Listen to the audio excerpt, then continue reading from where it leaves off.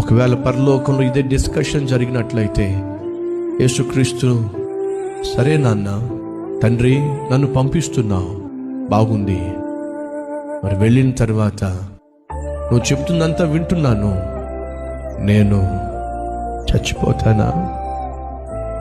అప్పుడు దేవుని సమాధానం ఏంటి తెలుసా? కాదు అని చెప్పలేదండి. చెప్తే నువ్వు నేను నరకానికి పోయేవాళ్ళం అండి. ఆ తండ్రి ఏమన్నాడు తెలుసా? అవును, నువ్వు చచ్చిపోతావు. ఏ తండ్రి చెప్పగలడండి ఆ మాట? కన్న తండ్రిగా నీ కొడుకు ఆ మాట చెప్పగలవా?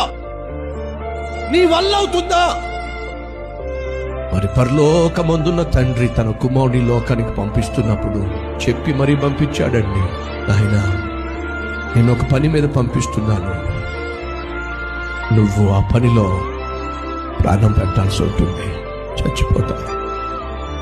ఏ కొడుకు తాను చచ్చిపోతాడని చెప్పి లోకానికి రాగలడండి? అయినా నా ప్రభు నీ కోసం నా కోసం వచ్చాడండి. ఎందుకు తెలుసా?